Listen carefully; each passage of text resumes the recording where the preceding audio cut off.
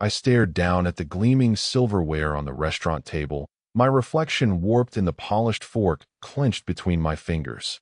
The place was dressed to impress.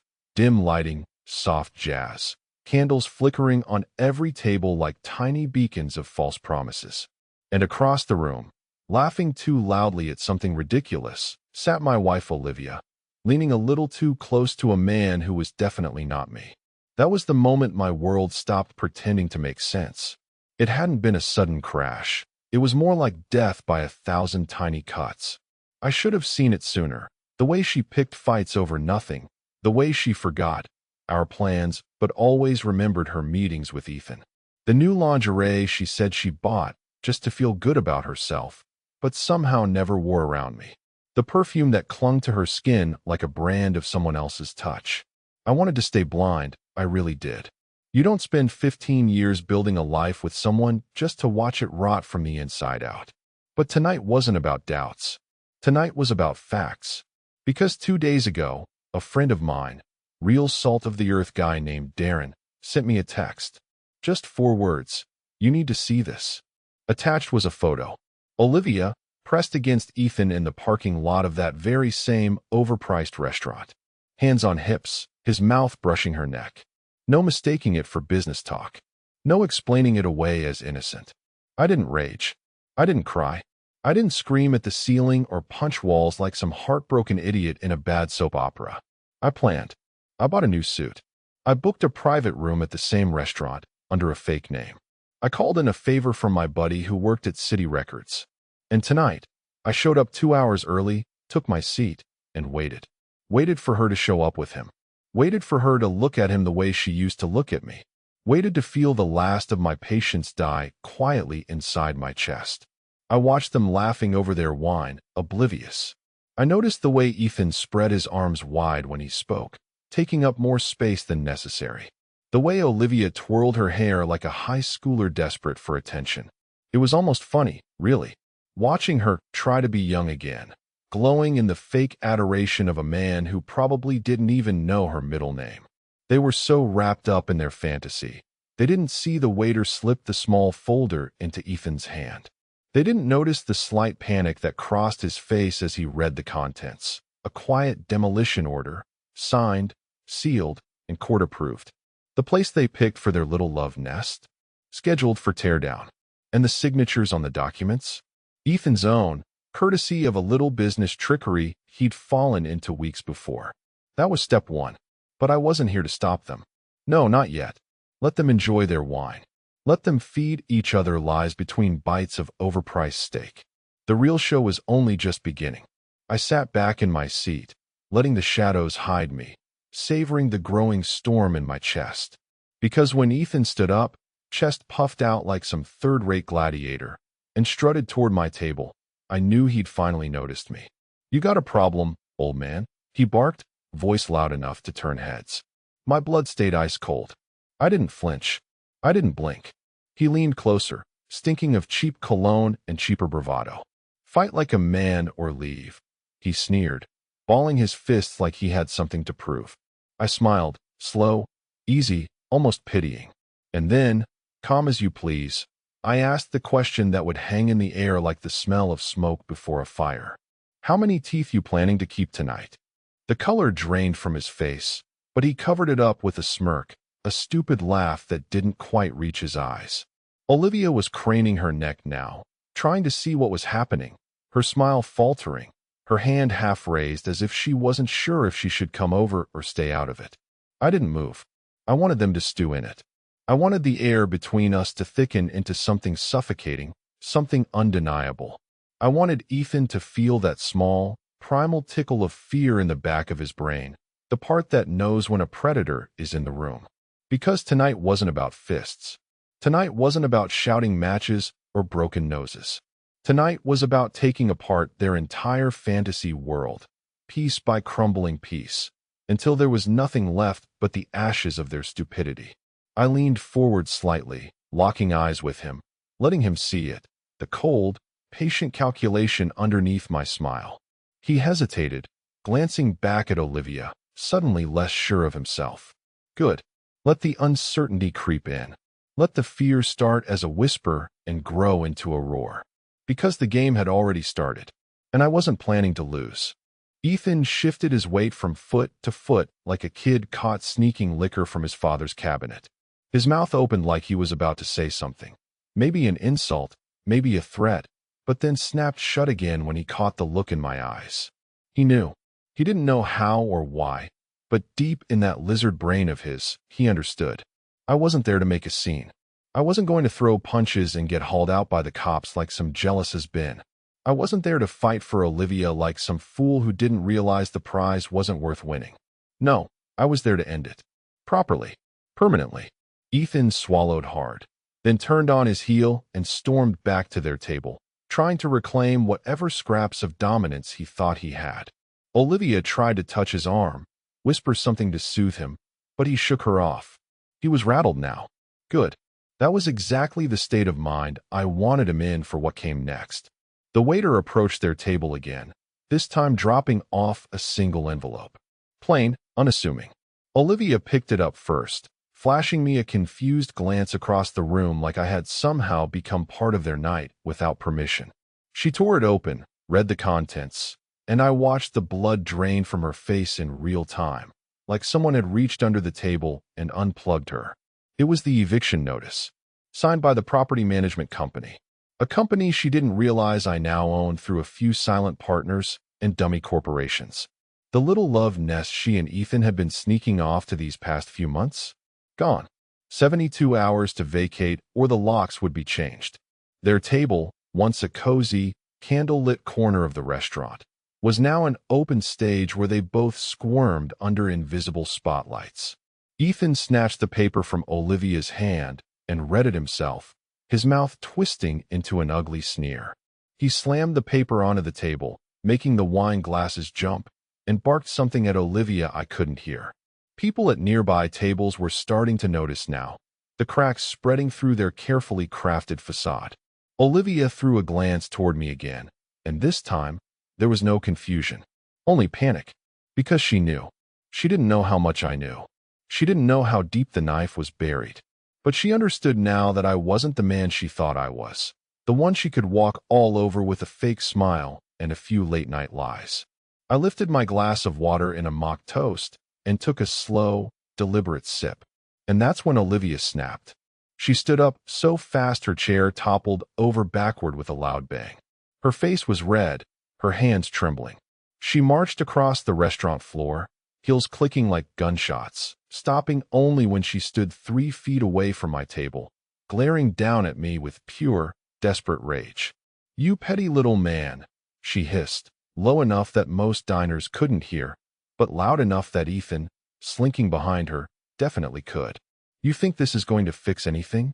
I smiled, letting the silence between us grow heavy, suffocating. "Fix," I said, tilting my head. "No, sweetheart. This isn't about fixing. This is about demolition." Her nostrils flared. For a moment, she looked like she might slap me right there in front of everyone. I almost dared her to. It would have been perfect. But she didn't. Olivia was still too vain for that, still clinging to the idea that she could control the optics, keep some scrap of dignity. Instead, she spat her next words with all the venom she could muster. "You're pathetic." Maybe. But I wasn't the one who had just lost everything without even realizing the first piece had been pulled out from under her. I didn't answer. I didn't have to. I just reached into my jacket pocket, pulled out another envelope, thicker this time, and handed it to her with a look that said you really should have been smarter. She snatched it from my hand, tore it open like an angry child, and her face twisted in horror as she realized what it was. Not just the eviction, not just the demolition orders, but the proof, the cold, hard proof, that her name was tied to a fraudulent financial account Ethan had opened in her name. Fraud, embezzlement, charges that would land her in court, maybe even jail, if she pushed this any further. And best of all, the evidence was already in the hands of my lawyer. Filed, sealed, irrevocable. She staggered back a step like I had physically punched her.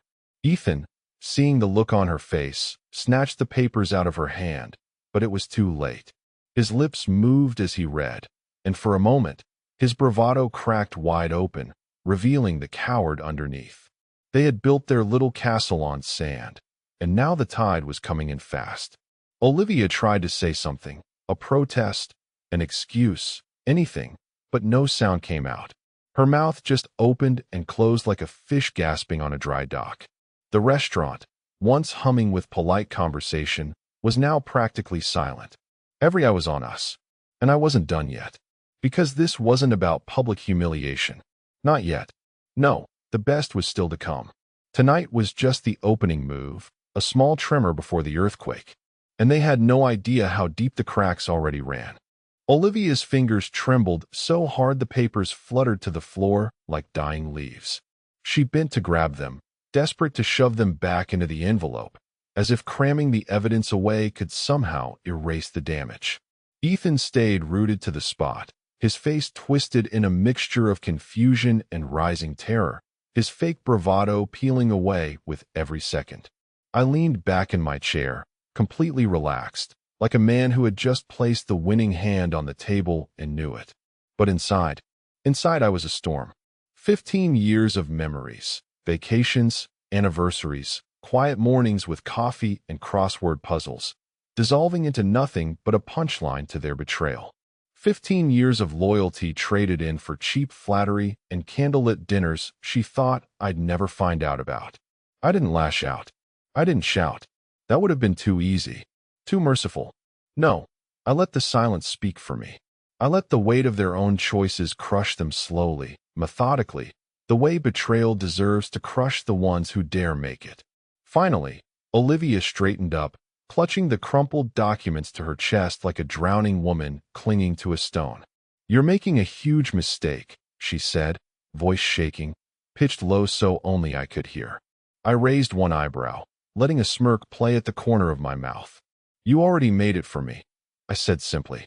The waiter, sensing the disaster unfolding, nervously approached, offering a weak smile. "Would you like to move to the private dining room, sir? For more privacy?" I caught the flicker of panic in Olivia's eyes. She thought I was about to make a public scene, that I was about to shout her secrets across the restaurant for every camera phone and nosy neighbor to devour. Tempting. But no, that would be letting her off too easy. I stood up slowly, savoring the way every head in the restaurant turned to watch. I tucked my chair under the table with a casual grace that said I'm not running from anything. I was the hurricane. They were the wreckage. Without a word, I walked toward the private room the waiter had indicated. And sure enough, like rats following the scent of smoke, Olivia and Ethan scrambled after me. Inside the room, the atmosphere shifted. Heavy velvet curtains muffled the sounds of the restaurant outside. A massive table dominated the space, set for a party far larger than the three of us. But we didn't need more people. 3 was enough. I waited until they were inside, then closed the door behind them with a soft click. Ethan immediately puffed up again, his voice finally finding some footing now that we were alone. "You think you're some kind of big man," he barked. "You think you can just ruin our lives because you're too weak to keep your wife happy." His words hit the air with all the weight of wet tissue paper. I smiled, really smiled this time, and reached into my pocket again. This time, I pulled out a small flash drive. Olivia's breath hitched audibly when she saw it. "You recognize this?" I asked, twirling it between my fingers lazily. "You should. It's from the security cameras at your favorite hotel." Olivia's face drained of color. Ethan's bravado shattered completely. "You see," I continued, my voice calm, almost bored. "It's funny what you can find when you know the right people. Private investigators. Hotel staff who don't mind a little extra cash under the table." I tossed the flash drive onto the table. It landed with a soft thud, but the sound was deafening in the thick silence. "Full video. Audio too," I said, letting the words hang there like a noose tightening around their throats. "Every kiss. Every lie you told about late meetings. Every moan you thought nobody else would hear." Olivia flinched like I'd slapped her. Ethan looked like he wanted to bolt, but couldn't figure out whether to run for the door or burrow under the table. "Now," I said, stepping closer, my voice dropping into something colder, sharper, "we're going to have a little conversation." I let the silence stretch again. Let them squirm. Because I wanted them to feel every ounce of what they'd made me feel. The doubt, the shame, the burning humiliation of realizing you'd been played for a fool by the person you trusted most. You have two choices, I said finally, folding my arms. You can keep lying. Pretend this never happened. Walk out of here and watch your life unravel piece by piece while I file charges, leak the footage, and sue for damages so hard neither of you will afford a bus ticket when I'm done. Olivia's lips quivered. She tried to speak, but no sound came out. Or, I said, voice now barely above a whisper, you can cooperate. I leaned closer until she could smell the truth on my breath. Confess everything, I said. Sign the documents admitting the affair, the fraud, the lies. Surrender the assets you tried to hide. Make this easy. I turned to Ethan, whose hands were trembling now at his sides. And you? You're going to put in writing how you manipulated her. How you opened those accounts under false pretenses. You'll testify if it comes to that. Ethan shook his head wildly. You can't. You don't have proof. I laughed, cold and genuine. Son, I said, stepping so close our noses almost touched. I've got more proof than you've got brain cells. The room crackled with tension, the kind of thick, choking air that feels like it could snap at any second. Neither of them spoke. Neither of them moved. They knew. They were already finished. They just hadn't realized how much deeper I was willing to dig the hole they were about to fall into. And the best part? This was still only the beginning. Ethan's mouth worked uselessly, like he was searching for a magic word that could undo reality. Olivia stood frozen beside him, arms wrapped around herself, her once flawless confidence shattered into 1,000 jagged pieces. Good. I wanted them to stew in it. To marinate in the slow, sick realization that no smooth apology, no fake tears, no gaslighting speech could save them now. You think you're scaring me? Ethan spat suddenly, trying to rally. His voice cracked at the end, betraying him. You can't do this. We'll get lawyers. I smiled, slow and patient, like a man watching a cornered animal bluff a charge it didn't have the heart to finish. You're right, I said, voice steady. You could get lawyers. Might even find some fresh out of school, desperate enough to take your case. I took a step closer, and Ethan instinctively backed up until his legs bumped the heavy oak table. But you won't win, I continued, low and brutal. Because every move you made, every lie you told, every dollar you stole, it's all documented. Every second you spent with her in that hotel? Recorded. Every transaction you pushed through? Traced. I let the words settle, heavy and final. And your name, I said, turning my full attention to Olivia now, is on all of it. Her face crumpled, and for a moment I thought she might collapse right there on the floor. She clutched the edge of a chair like it was the only thing keeping her standing. I wasn't done. You really thought, I said, shaking my head, almost marveling at the stupidity, that you could keep playing house with me while building a second life with him. That you could siphon money, hide assets, prepare your little escape. I took another slow step around the table, circling them like a wolf among sheep. But you got sloppy, Liv. You trusted an amateur, I said, jerking my chin toward Ethan, who flinched. You left trails even a rookie could follow. Ethan opened his mouth to defend himself, but Olivia rounded on him first, her voice slicing through the air sharp and hysterical. You said it was safe, she shrieked, jabbing a shaking finger into his chest. You said he wouldn't find out. You said it was untraceable. The room erupted. Ethan shoved her hand away. You were supposed to take care of the paperwork. You told me you didn't know anything. You idiot, she spat, tears of rage now spilling down her cheeks. You absolute moron. You ruined everything. Their panic rolled through the room in waves, breaking whatever fragile alliance they had built. Watching them turn on each other so quickly was almost poetic. Almost. I stood silent while they threw blame like grenades, tearing each other apart. It didn't matter who yelled louder. It didn't matter whose betrayal was worse. In the end, they were both guilty. Both liars. Both cheaters. And both completely, utterly screwed. After several minutes of shouting, the noise died down to exhausted gasps and hateful glares. Ethan slumped into a chair, defeated. Olivia wiped her face with the back of her hand, trying to salvage some piece of dignity she no longer had. I gave them a moment longer, just to let the full weight of the trap settle into their bones. Then I spoke again, my voice cutting through the thick, smoky silence. You're both going to sign the papers tonight. Olivia looked up, a flicker of old defiance flaring in her eyes. And if we don't? I smiled wider, colder. If you don't? I said, savoring the way her face tightened.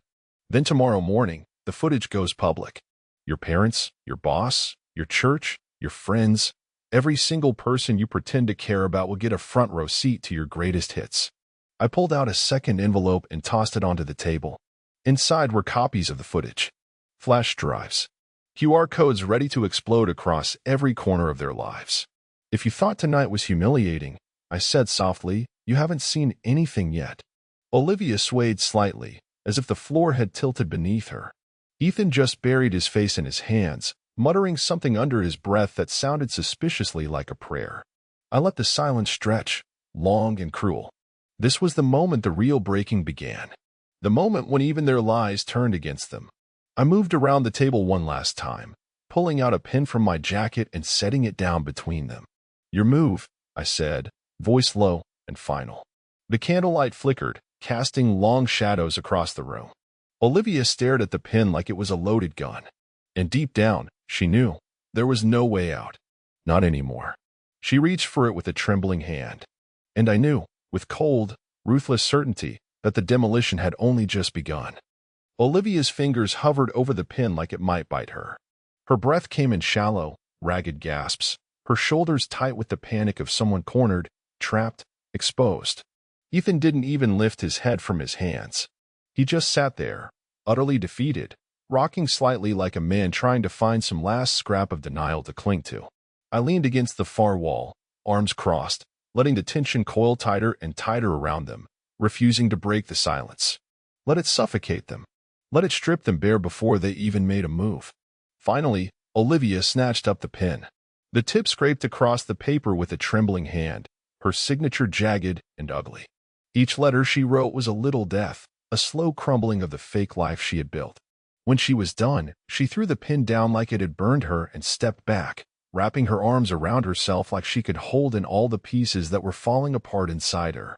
One down. I turned my gaze to Ethan, who still hadn't moved. You, I said, my voice cutting through the heavy air like a blade. He lifted his head slowly, red-rimmed eyes blinking at me in numb disbelief. You think you're better off holding out?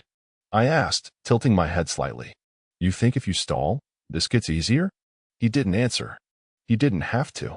The fear written all over his face told me everything I needed to know.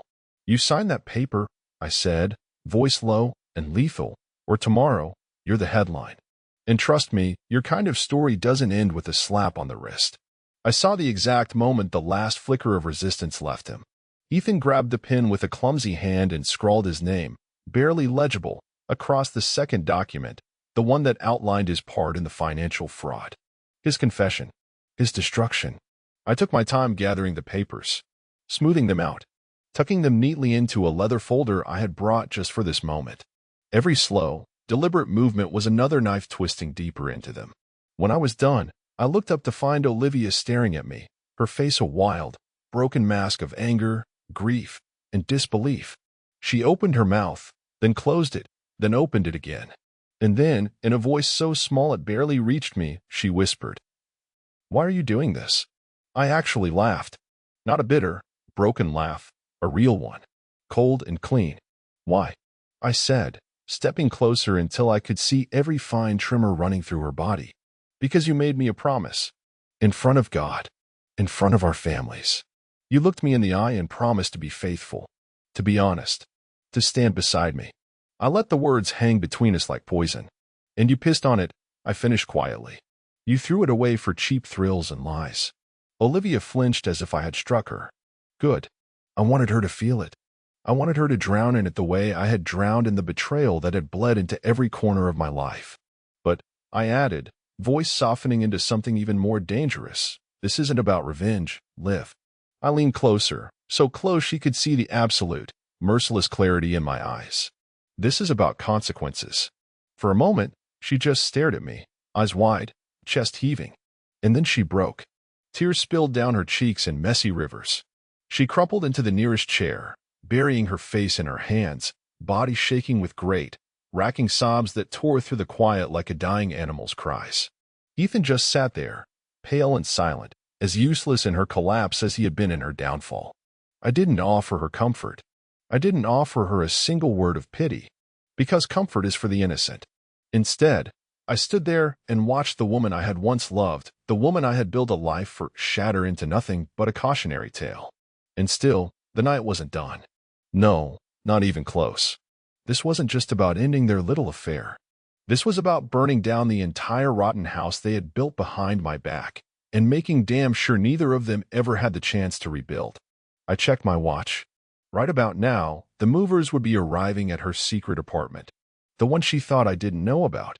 Everything she had hidden away there, the gifts, the keepsakes, the little trophies of her second life, would be boxed up and delivered to a storage unit under her name, where the overdue bills would pile up until the whole mess was auctioned off to strangers. I had timed it perfectly, because when I was done here tonight, I wasn't just leaving them broken. I was leaving them with nothing, and they still didn't even realize how deep the hole they were falling into really was. Not yet, but they would. I let them sit in that room for a while longer, the velvet curtain sealing them off from the rest of the world like the grave they had dug for themselves. Olivia sobbed into her hands, her shoulders hitching violently, while Ethan stared blankly at the table, his fingers twitching like he wanted to grab the papers and rip them apart but knew it would only make it worse. I didn't move. I didn't speak. I stood there like a judge at the gallows, waiting for the condemned to realize the rope around their necks had already been tied. Then, quietly, methodically, I gathered my folder, slipped the flash drive back into my jacket pocket, and buttoned it neatly. Every movement calculated, precise, the kind that said, "I'm not angry. I'm done. You'll receive final instructions tomorrow," I said, my voice low, almost casual. "There'll be no negotiations. No second chances." Ethan looked up at me finally, something broken behind his eyes. "You can't take everything," he whispered. I smiled. "Watch me." I turned toward the door, my hand already reaching for the handle, when Olivia's voice stopped me, hoarse, cracked, desperate. "Wait," she rasped. Please, just talk to me. Don't do this. We can fix it." I turned back, slowly. She looked pathetic now, makeup streaked down her cheeks, hair tangled, chest heaving. The perfect, polished image she'd spent years projecting was gone, and all that was left was the truth.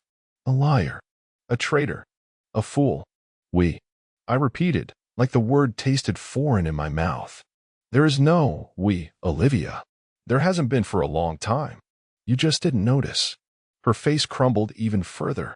"You're throwing away everything," she cried. I laughed once, sharp, humorless. "You threw it away the first night you wrapped your legs around him," I said, jerking my chin at Ethan, who flinched like I'd punched him. She opened her mouth to argue, but no words came.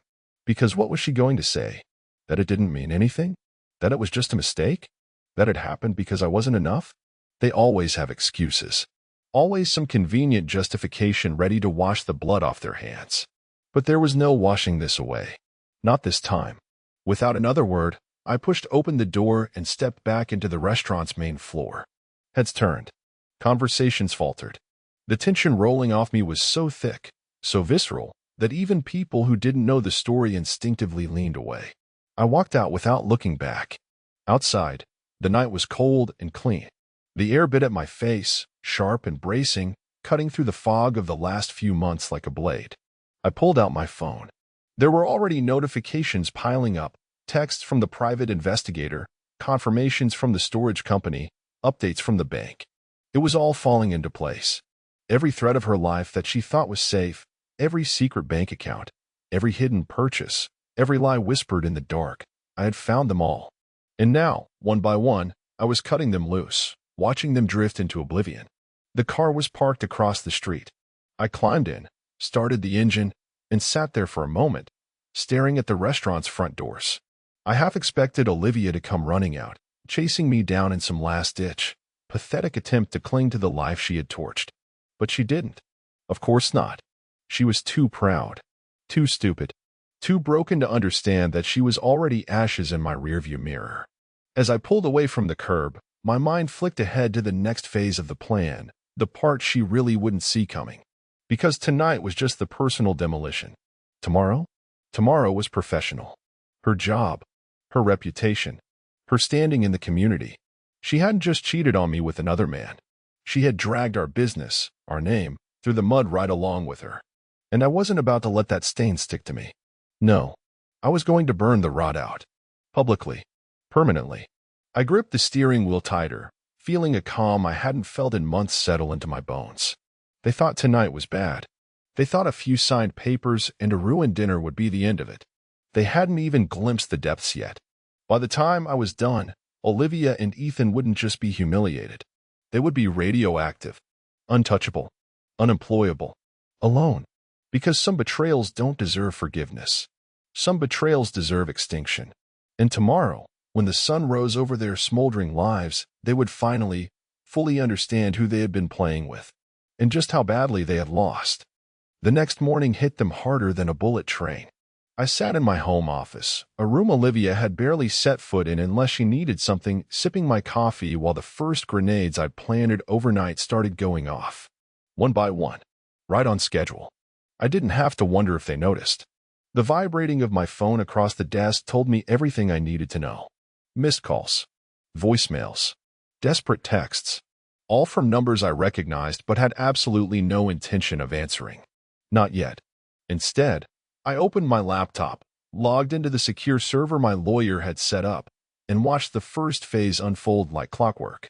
First, the firm where Olivia worked received a tidy little package, anonymized, of course, containing the footage from her extracurricular activities, along with carefully highlighted documentation of her financial activities.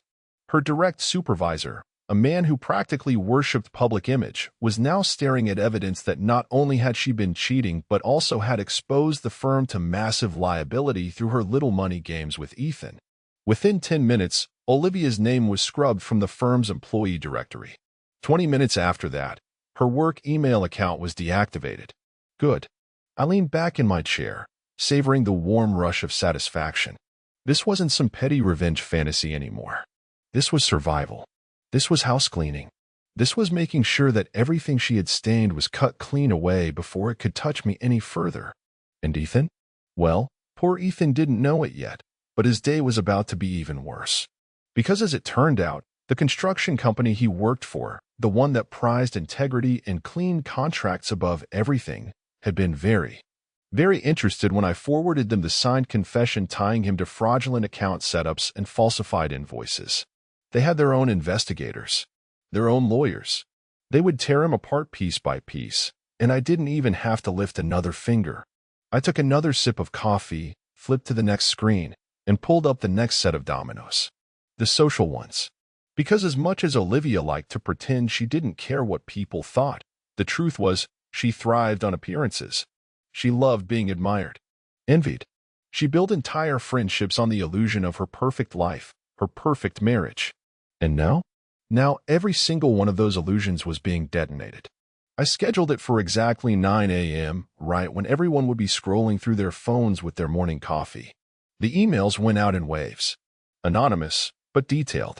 Select screenshots of the hotel footage. Copies of the legal filings. Financial records. All sent to the right people. The neighbors she gossiped with. The friends she bragged to. The PDA mothers she smugly outrest every chance she got. Even her parents, because why should they be spared the masterpiece their daughter created? In less than an hour, her entire social standing would collapse into a crater. She wouldn't be able to show her face in a grocery store without whispers following her down the aisle. She wouldn't walk into a restaurant without feeling every eye burn into her back. She would live in exile inside her own skin.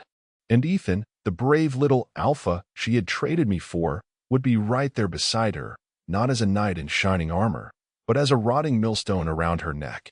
I stood up, stretched, and walked to the window, looking out at the clean, bright morning. Across town, I imagined Olivia waking up, bleary-eyed, checking her phone with that little frown she always made when she got unexpected notifications. I imagined the moment realization hit her, the way her stomach would drop, her hands would start shaking. The frantic calls to friends who suddenly wouldn't answer. The urgent texts to colleagues that were met with cold silence. The dawning horror that everyone knew. I let that image sit in my mind for a while, like a fine wine on my tongue. Then I smiled. Because this was the justice she had earned. Not a screaming match. Not some ugly brawl. but a slow, devastating unraveling. A ruin that came not from my hands, but from the weight of her own choices finally crashing down around her. The best part? I wasn't even close to finished. Today was just the public fallout. Tomorrow came the financial ruin. I glanced at the clock. Almost time. Because while Olivia was busy trying to patch the Titanic with duct tape and prayers, she was about to find out that the account she had secretly siphoned thousands of dollars into, the one she thought would fund her new life with Ethan, it had been quietly frozen overnight. All legal. All airtight. And without that money? Without that little escape hatch she thought she could dive through? She would sink. No parachute. No safety net. No savior. Only herself. And Ethan, the useless anchor she'd tied herself to. I walked back to my desk, calm and collected, feeling more alive than I had in months. Let her cry. Let her rage. Let her drown. I wasn't throwing punches. I was pulling every string. And the collapse was just getting started. The first real scream must have come around 10:30. I didn't hear it, of course, not with half the city between us. But I felt it, the way a hunter feels the vibration of a snare tightening in the woods. A deep, satisfying snap in the gut. My phone buzzed again. Another call from Olivia. I watched it dance across the table without touching it. The screen flashed her name. Olivia, like a ghost banging on a locked door she was no longer welcome to walk through. Decline. Let her rot a little longer. I leaned back in my chair and opened the live feed from the storage company's app. A camera perched inside the empty unit showed rows of her things. Designer clothes, shoes, jewelry, all stacked in dull, gray boxes. Each box marked personal property of Olivia Matthews, past due. Soon, they would auction it all off to strangers who wouldn't even bother to ask why a woman once so careful to show the world how perfect her life was had ended up with her belongings stacked like trash. Perfect. Another call buzzed. This one from her father, Richard. Decline. No way was I letting that old blowhard try to guilt-trip me into working things out. I could already hear it. Marriage takes work, son. Everybody makes mistakes. Forgive and move on. Mistakes? Mistakes were burning dinner or forgetting an anniversary. This was calculated betrayal. A knife driven into my back while she moaned someone else's name. Forgiveness was off the table. Mercy had left the building. And speaking of betrayal, it was time to deliver the next hammer blow. I stood up, grabbed the second phone I had set aside, the one the private investigator had used to gather everything. One click, and the scheduled post started going live across community forums, homeowner association groups, even alumni pages from Olivia's old college, anywhere her name still carried any weight. Each post was clean, clinical, factual. No raging accusations, no emotional rants. Just screenshots, documents, hard evidence, the truth. Because nothing burns more devastatingly than the truth when it's dragged naked into the light. And Olivia's social image wasn't the only thing about to go up in flames. I sent a final command to the bank. The second account, the one in Ethan's name where he'd been stashing kickbacks from side jobs and funneling cash from Olivia's fake expenses, froze up like a corpse in a snowstorm. No more withdrawals. No more hiding. And, in a stroke of exquisite timing, the IRS, bless their soul-crushing efficiency, was getting an anonymous tip with a detailed dossier attached. Their financial crimes division would tear through Ethan's pathetic records like a wildfire through dry grass. By the time the sun set today, he'd be drowning in audits, fines, and felony charges. And Olivia? Her name was all over the wrong documents. In every email. Every transaction. Tangled up with Ethan's dirty money like a spider's web spun just for her. They had woven their little fantasy together so tightly, so confidently, that they never once thought about what would happen if someone pulled the thread. Well, here I was, pulling with both hands. And the whole disgusting tapestry was unraveling faster than they could scream for help. The clock on the wall ticked toward noon. Time for lunch for normal people. For Olivia, it would be time for the first real breakdown. I imagined her sitting in whatever miserable little motel she had scurried to, surrounded by her worthless lover, staring at a frozen bank account, watching friends block her on every platform, receiving curt termination letters and disgusted voicemails from her family. The woman who once couldn't leave the house without perfectly styling her hair wouldn't even be able to walk down the street without people whispering behind her back. I slid my phone into my pocket, grabbed my keys, and headed toward the door. Not to her. not to answer any of the frantic calls. No, I was heading to my lawyer's office. Because while they were busy clawing at the smoldering ruins of their lives, I still had one final, delicious move to play. The house. Our house. The one she was so sure she'd steal from me in the divorce she never even got around to filing for. The one she had already mentally decorated for Ethan's future. The one she didn't know had quietly been transferred fully into my name weeks ago thanks to a little-known loophole she had signed without reading during our last mortgage adjustment. Ignorance is a deadly thing. And betrayal? Even deadlier. Because now, that house was about to be sold. Every memory she thought she could cling to, every room she imagined building a new life in, was about to be gutted, emptied, and handed over to strangers who wouldn't care about the blood, lies, and filth embedded in its walls. And she would get nothing. Not a key. Not a cent. Not even a glimpse inside. The demolition wasn't finished. The real collapse was still to come. And when it hit, it would be so absolute, so soul-shattering, that even the ashes would be too embarrassed to stay behind. The law office was perched high above the city, glass walls framing a sky that looked sharp enough to cut skin. I stepped out of the elevator into a marble-floored lobby where even the silence had an expensive echo. Martin Sloan, my attorney, was already waiting. A heavy-set man with iron-gray hair and a sharper mind than anyone gave him credit for. Martin didn't bother with small talk. He just lifted the folder in his hand and said, "It's ready." I followed him into his office, past sleek furniture and shelves lined with law books nobody had opened in a decade. The real work didn't live in the books. It lived in backdoor deals, hidden clauses, and strategic signatures. I sank into the chair across from his desk, the leather creaking under me. Martin dropped the folder in front of me. Sale finalized this morning. Wire transfer complete. New owners take possession Monday. I flipped the folder open. The house Olivia thought she'd live in, the house she had mocked me over behind my back while she planned her little escape with Ethan, was now officially sold. A young couple from out of state. No messy ties to local gossip. Cash deal. Immediate possession. No delays. No appeals. No mercy. And Olivia didn't get a dime. I tapped the paperwork with my finger, feeling a grim, satisfied pulse behind my ribs. Make sure the locks get changed first thing Monday morning, I said. I don't want her setting foot near it. Martin gave a thin smile. Already scheduled. Professional to the end. I sat back, letting the weight of it settle. It was more than a house. It was the physical proof that she couldn't touch me anymore. The foundation she thought she could stand on, gone. The walls that heard her laughter, her lies, her whispered betrayal, stripped, gutted, repainted by strangers who wouldn't care who she used to be. And as for her, she had nowhere to go now. Her name was poisoned. Her job gone. Her money frozen. Her reputation buried under an avalanche she started and never thought would come crashing back. I thanked Martin, shook his hand, and walked out into the biting afternoon air. The city moved around me.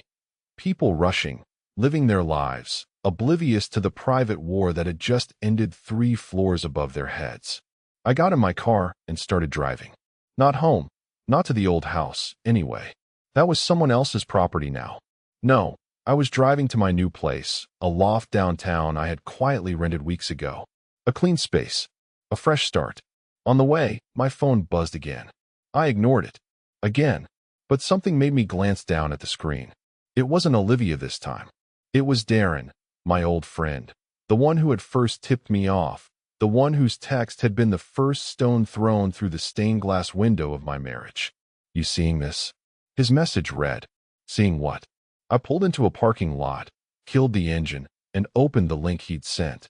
And there it was, splashed across local social media like wildfire. Olivia Matthews, former executive, under investigation for financial misconduct.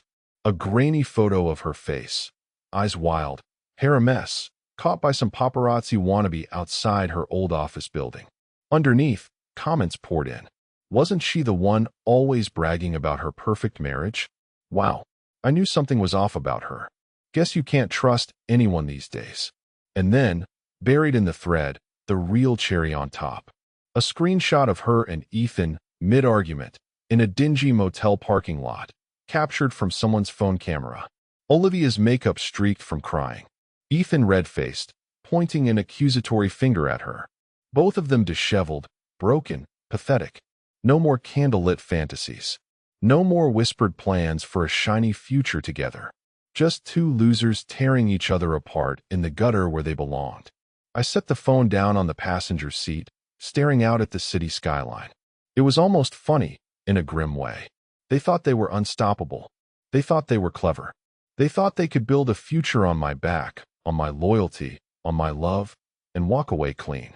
Instead, they had set fire to everything and now stood choking in the smoke of their own making.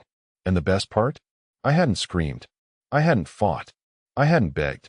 I had smiled, handed them the matches, and watched them light themselves up. The next steps were already in motion. Legal filings, property liens, garnishment orders. By the time the courts finished, they'd be lucky to scrape together enough change between them for a bus ticket out of town. But I wasn't thinking about them anymore. I was thinking about the life ahead of me. A life where I wasn't lied to, where I wasn't second-guessed, where I wasn't the afterthought to someone else's ambition. And in that life, they didn't exist. Not even as a memory. Just ashes. Exactly where they belonged. The sun was dipping low by the time I pulled into the underground garage of my new building, the last rays of light slashing across the concrete like bloodstains. I sat there for a moment, engine off, listening to the quiet hum of the city above me. It was strange, this calm. For months, my life had been a boiling mess of suspicion, betrayal, anger so sharp it tasted metallic in my mouth. And now there was nothing left to burn. Only the hollow, cool silence of a battlefield after the last body falls. I grabbed my bag, headed upstairs. The elevator opened directly into the loft. High ceilings, exposed brick, clean lines, nothing sentimental cluttering the space. No framed wedding photos. No carefully curated, perfect life decor. Just mine. I tossed my keys onto the counter, poured myself a whiskey, and sank into the leather couch facing the wide windows.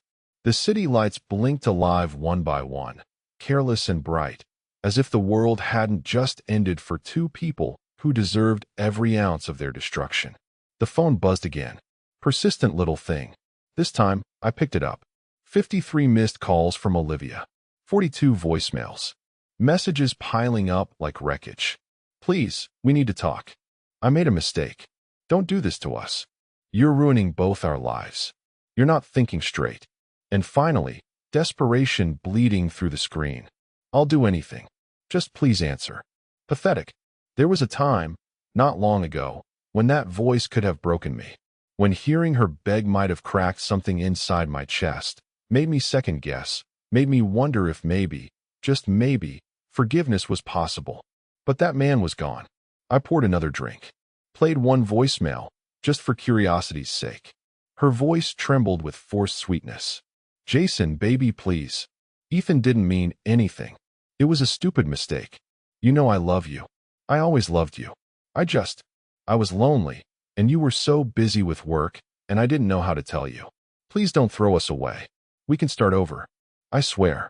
I'll do anything you want. Lonely, busy with work. As if building a life for both of us was a betrayal. As if paying the bills, covering her debts, supporting her stupid, reckless spending habits had made me the villain. I deleted the message with a single swipe. She was still spinning, still lying to herself, even now, when everything around her was in flames. No accountability, no real remorse, just fear. Because she finally understood, she hadn't traded up. She hadn't escaped. She had jumped headfirst into a pit she couldn't claw her way out of, and now she wanted me to throw down a rope. Not to save us.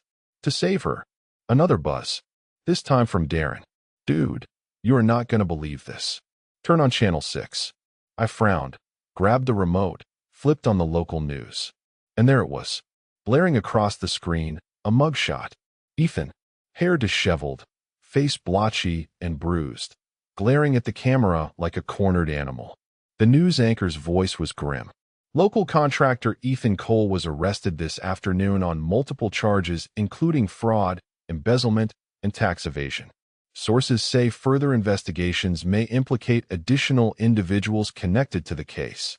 They flashed footage of Ethan being shoved into the back of a police cruiser, hands cuffed behind him. Behind him, barely in frame, a blurred, broken figure clutching a handbag, sobbing uncontrollably. Olivia. Perfect. I leaned back, a slow, genuine grin stretching across my face for the first time in months. This wasn't just karma. This was math. Actions had consequences. Choices had costs. And Olivia and Ethan had spent years writing checks they thought they'd never have to cash. Well, the debt collectors had arrived. I muted the TV and sat there, watching the muted footage roll on loop. Tomorrow, there would be more fallout.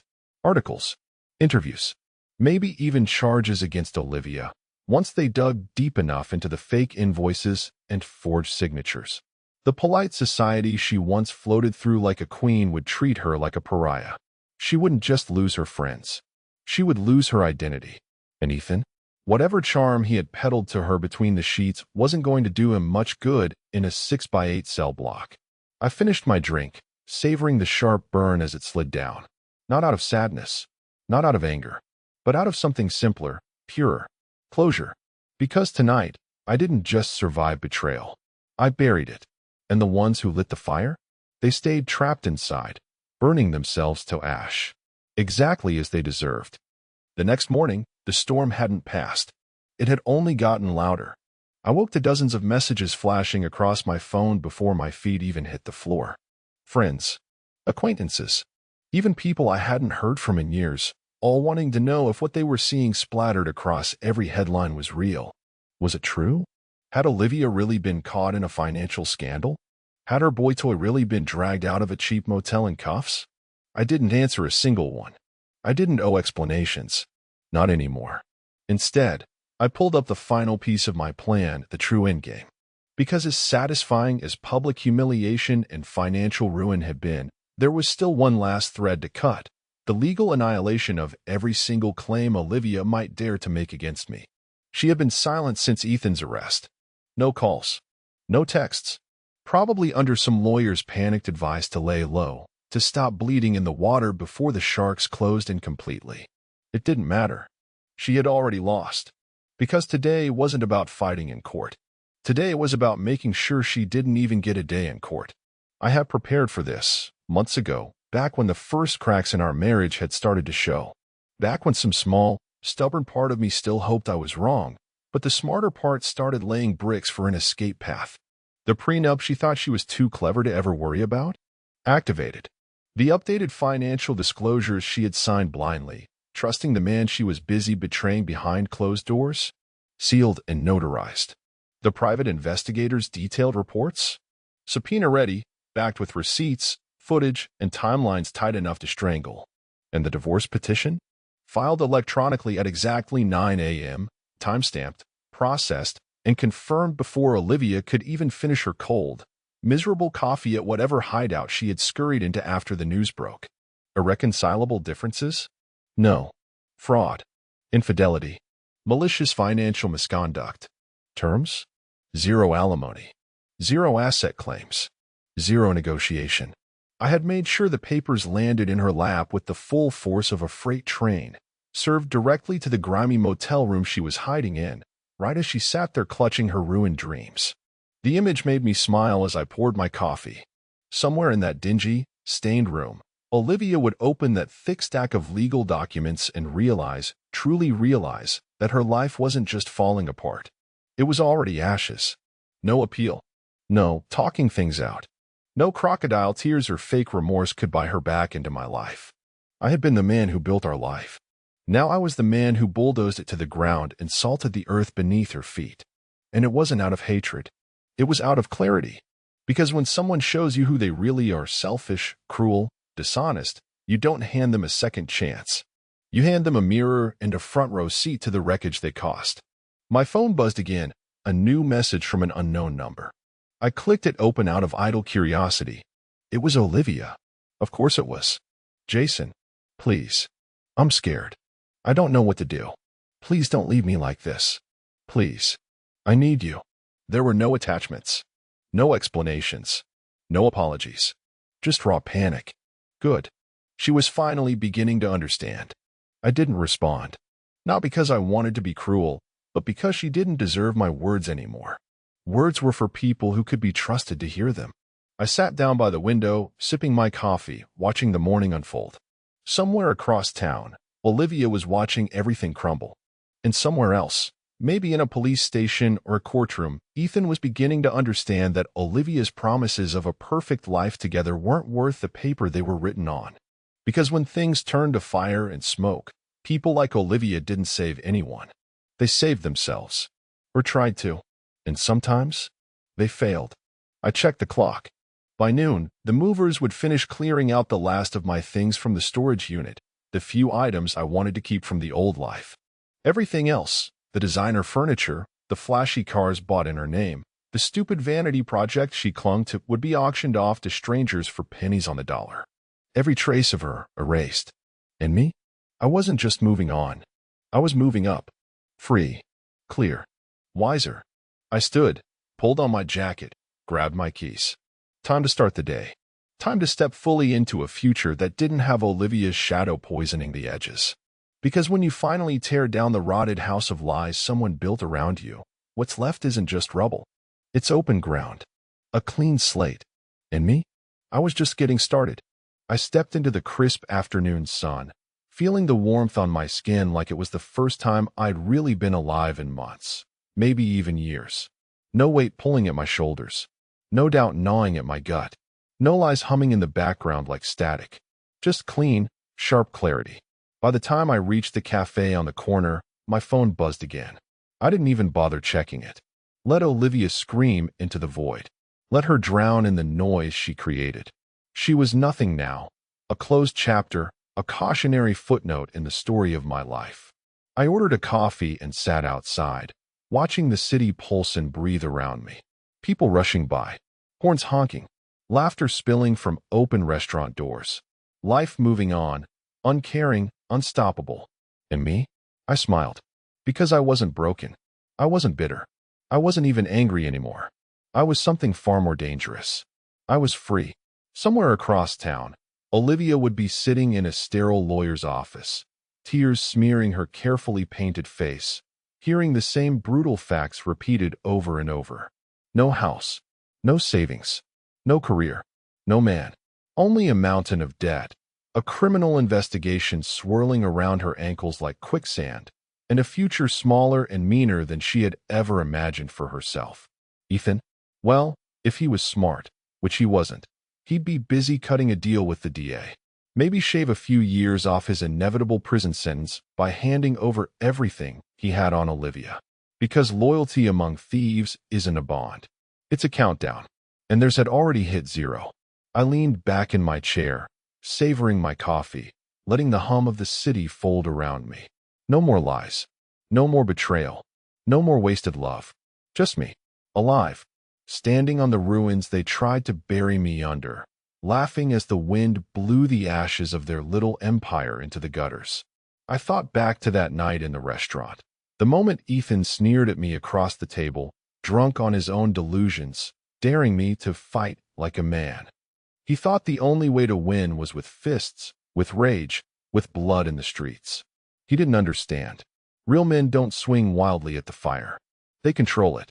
They burn it down exactly the way they choose, slow, precise, absolute, until there's nothing left for the betrayers to stand on but smoke and regret.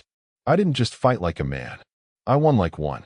I finished my coffee, dropped a few bills on the table, and stood, stretching out the last stiffness of the past year from my body. There was no farewell tour for Olivia and Ethan. No grand apology. No tearful last confrontation. No last-minute redemption. Just silence. Just absence. Just the slow, steady drumbeat of life moving forward without them. I turned up the street, heading toward a future so wide and clean it almost stunned me. And behind me, only ashes. Only the memory of a betrayal so cheap, so foolish, that it deserved exactly what it got. Nothing. Not a second glance. Not a second chance. Not a second thought. I had demolished everything they built on lies. And now? Now I was building something better. On my own terms. Brick by brick. Day by day. And this time, no one would tear it down but me.